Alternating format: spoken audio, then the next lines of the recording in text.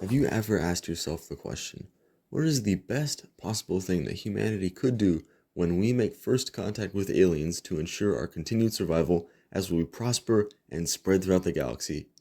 Well, if you ask me, we should. Come, show me what passes for fury among your misbegotten kind!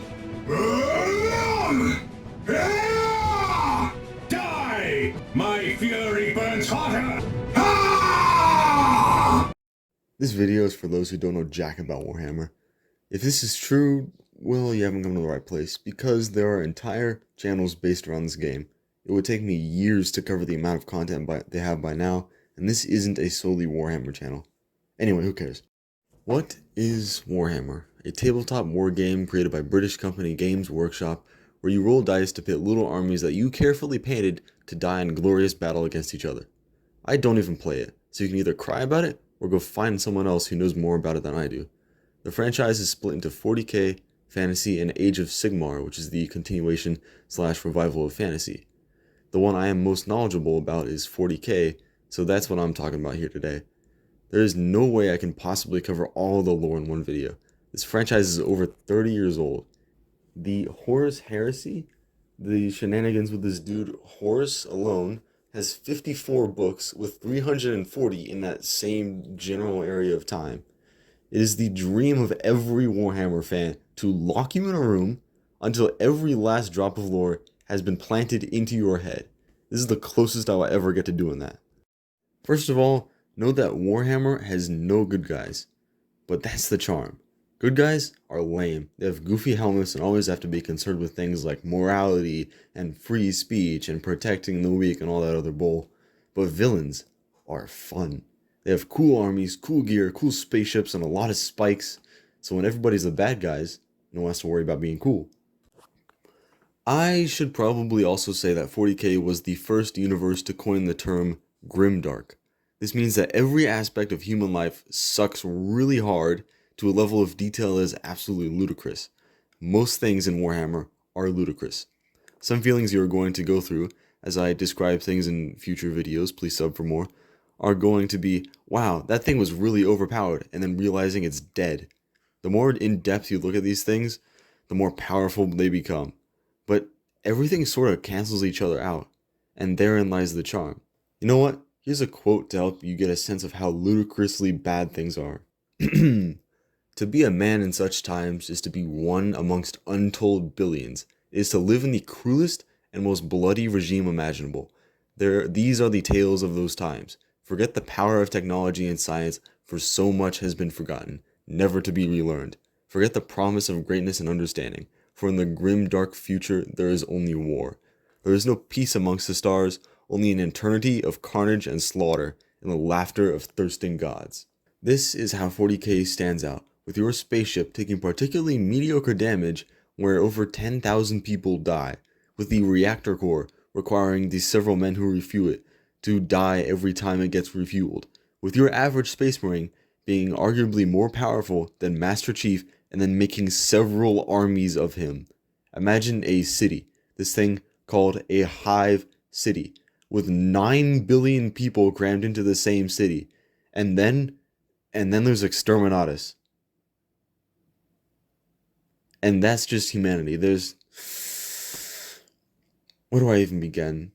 I don't know either. There's several key events that all need to be explained at the same time. So instead, here's the lore for how humanity became the techno-gothic, religious, xenophobic, progress-fearing, feudal dictatorship it is by the 41st millennium. I think.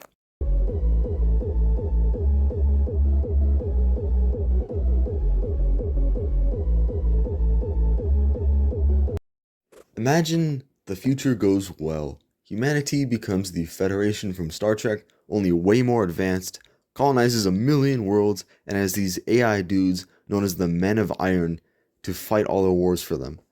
Like, super advanced. Imagine a ship firing a black hole in self-defense. A black hole gun. These people had AI that could shift around continents with a thought.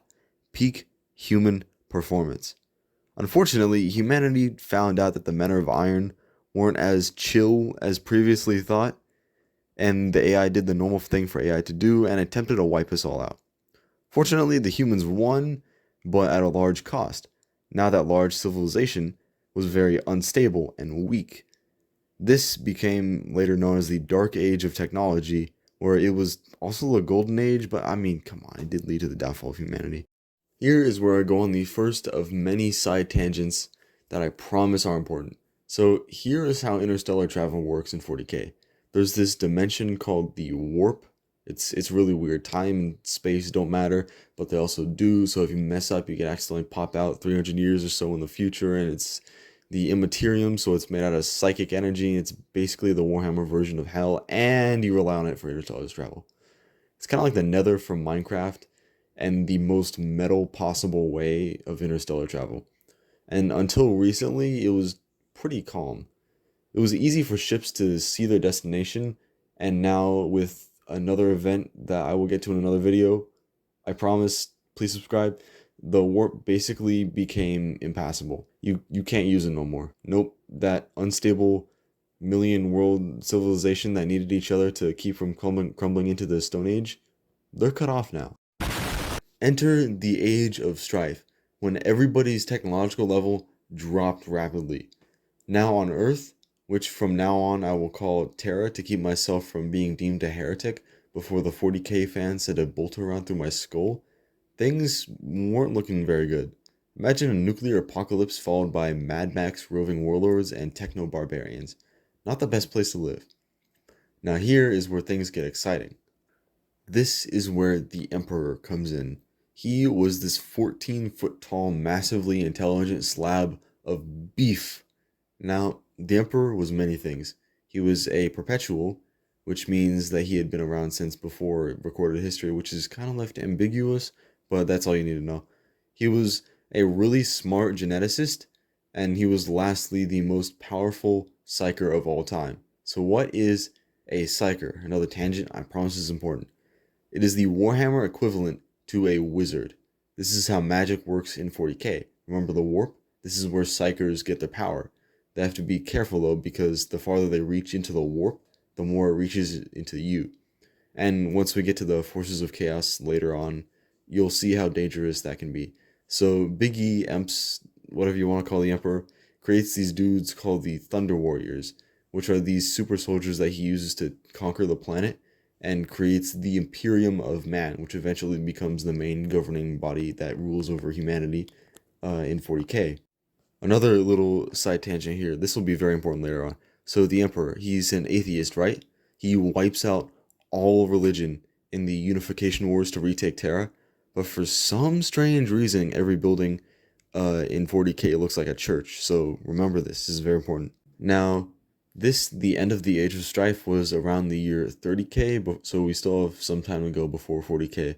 So the Emperor gets to work on his grand plan for mankind and creates the first Space Marines and the Primarchs, which are 18 genetically perfect test tube super babies that are designed to lead armies of Space Marines across the galaxy to retake the lost human empire. Another side tangent that I promise is important.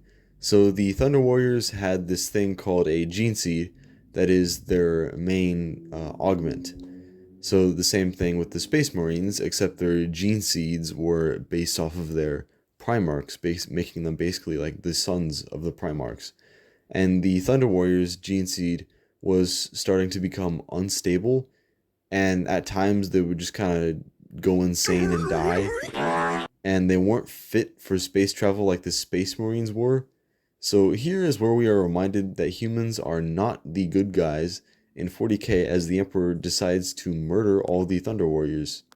Welcome to Big E's grand plan. Anyway, we have this character, Erda. She's a bit of a controversial one because she was just kind of thrown into the story later on, but she's still a character. And she was also a perpetual like the Emperor.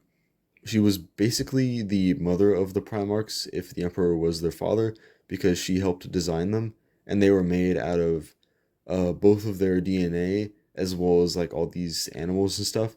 So she saw that the Emperor was eventually planning to use his sons to go out in space and commit all this kinds of genocide and xenocide and something called the Great Crusade, which had really already begun, but and technically never really ended, so she didn't like that. And the Emperor also didn't really like aliens, and he thought Xenos were all untrustworthy, and believed, which I mean, he wasn't entirely wrong, and he believed that humanity had the right to rule a galaxy and all. So she scattered them while they were all still babies out into the galaxy, where they all crash landed and grew up on different planets that had different societies, and they had different roles in those societies that formed their interactions with the Emperor when he eventually came and found them and gave them their Space Marine legions. However, this might have been the Emperor's plan all along, because he might have wanted Erda to throw them out, and he might have wanted them to grow up tested on different planets as part of his grand plan for humanity. However, not everything went all according to plan. Now, another side tangent, real quick, before we go any further. I have to explain chaos. So, within the warp, there are these four main chaos gods. Imagine Satan, but there's four of him. So, of course, they do have rivalries with each other, but they do cooperate. So, the warp, all of your thoughts, all of your emotions, even your soul, they feed into it, and each of these gods covers a different spread of emotion that I will get into a later video. And they are fed by you, and especially when you start worshiping them, they like are even more fed and strengthened and powerful. So they can easily corrupt you, the weak-minded regular people of the galaxy, and especially low-level psychers. So the Emperor, he launches his great crusade. He starts building up the Imperium of man by reclaiming lost planets and populations, and he starts looking for his sons. So when he finds them, one by one, he gives them their Space Marine legions. And so basically, the first son he found, Horus, his favorite son, was really the only one that he considered his real son. And one day, he just lets them do their great crusade thing, and he just says, okay, Horus is in charge now, and he just leaves. He goes back to Terra without explaining that what he's doing is actually very important. So Horus, being the Emperor's favorite son, was also really the one that had the most ambition to rule, so to say. He didn't exactly hate the Emperor, but this made him a prime target to be corrupted by Chaos. And so it was a great victory when Chaos finally did influence him by showing him like false visions and stuff of a future where the Emperor cast all of his sons aside, and he took all the glory that they were getting throughout their wars and with their Space Marine legions. So he, after being corrupted, he in turn also corrupted 7 of his brothers, the other Primarchs, to leave a civil war, a massive civil war, right to Terra, the heart of the Imperium, called the Horus Heresy. The Emperor was not exactly the hardest to betray for some of the Primarchs, such as Angron, who, despite being really angry, actually has a sad backstory, was psychically teleported by the Emperor into orbit away from his comrades as they fought their final stand on his home planet, and the Emperor refused to let him go back. Another one, Lorgar and his word-bearer Space Marines, they started spreading a religion that worshipped the Emperor, which Big E, being an atheist, did not like. So what he does is he grabs Robute, how do you pronounce it? Gilliman, who was also another actually really cool Primarch. He actually regretted doing this later on, and his Ultramarines, and razed Lorgar's holy city to the ground, which is basically like God thinking Jerusalem is cringe and then sending St. Michael and the angels to blow it up. The Emperor was not the greatest father. The end of the Horus Heresy is the defining moment when the Imperium starts to decay. You ever see that famous painting or image where Horus is standing over the body of Sanguinius, who was another cool Primarch, across from the Emperor? That's when Horus led his fleet to Terra and deactivated his capital ship's shield so that the Emperor and some of the other Primarchs could board so he could try to trap them. Now, in this final duel between the Emperor and Horus, Big E, he just couldn't bring himself to kill Horus, because, you know, he was the only one he really considered his son, and he still loved him. And so Horus keeps striking him again and again. He lays landing blows, and the Emperor, he could have easily killed him, but he just can't bring himself to do it. So then, in the final moments, by the time Big E gets worn down, he's mortally wounded. I believe Horus did a backbreaker on him. Maybe he was about to do it. The Emperor, in a final psychic blast, he brings himself to Alt F4 Horus's soul from existence. And so the traitor Primarchs and the Marines fled into the warp, and the Emperor was placed on this thing called the Golden Throne, which is a life support mechanism that has kept him barely alive, a rotting corpse by now, as a basically psychic lighthouse in the warp to help guide interstellar travel. So every day, the souls of 1,000 psychers from across the Imperium are fed to him to keep him alive. And by the time the day finally comes that he actually finishes rotting away and does die, the Imperium will just no longer have interstellar travel. Nope, it's gone. Grimdark, my friends. And so, since then, the Imperium has had 10,000 years of decay. The religion that worships the Emperor has now taken the whole of humanity, thanks to a book that Lorgar wrote, and a really evil dude called Goj Van Dyer, evilest name possible. The Ecclesiarchy, which is the church in 40k, has this gothic Catholic vibe to it, and they are extremely zealous. They even have their own army of nuns, the Sisters of Battle. So cool. Free speech does not exist. If you go against the Imperium, if you try to invent new technology, if you make an AI, you are a heretic. Heretics die in the Imperium. Maybe you could just get lobotomized and turn into a robot slave, but I think that's just for regular criminals. Sorry. The Imperium was already far behind the technological level of the Dark Age of technology, and hasn't gotten much better since. The only way to get new stuff is with an STC, a standard template construct. These are basically lost blueprints from the Dark Age, and these things are super valuable. A couple of guys just like randomly happened upon one day, and they were given an entire planet each. So yeah, the Imperium is in decay. Everything sucks, and everything is simultaneously really cool. Imperial architecture makes everything look like a church and a factory at the same time. Tanks and armies have like a World War One and Two aesthetic to them. There is a very heavy industrial theme where everyone's just a cog in a machine, and that's the charm. When you see someone go through all of this and is still willing to die for the Emperor while facing off chaos demons or like aliens or something, like it just enthralls the spirit. I just think that it reflects the human need to be zealous for something in life. And when I see a Warhammer fan just getting into character and having fun, it just makes me want to shout "For the Emperor" in a very loud British accent and charge in a battle with my brothers. Like, just 40k is dark and depressing, but it wasn't meant to be played that way. It was made to be a dumb, fun hobby to get grown men into painting little toys and reading 900 different novels. And that's just the Imperium. I haven't even gotten into the different playable factions within the Imperium yet, let alone the numerous Xenos and Chaos factions. So that's all I have time to cover for you today. I will make follow-up videos in the future, but other content is coming first. If you asked me if I would consider myself a Warhammer nerd, I wouldn't be sure, to be honest with you. I definitely don't know most of the lore, but I still know a lot. Remember, this thing is like been around since the 80s. So if you're ever wondering how I got into this stuff, I do recommend YouTuber Bricky and his Adeptus Ridiculous podcast. Maybe even Pancreas No Work or Luton. I look forward to covering the other factions with you all in the future, and would now like to proclaim that not being subscribed has been deemed heresy by the Ecclesiarchy and is now punishable by death or worse. It's all about humanity. About humanity.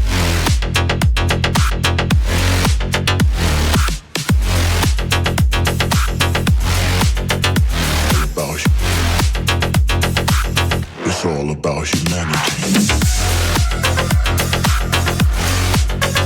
About humanity.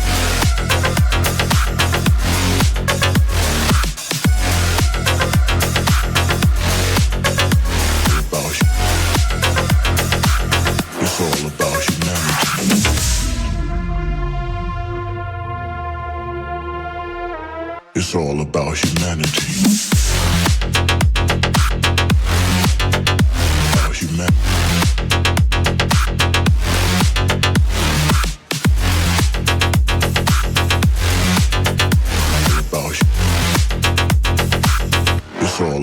humanity.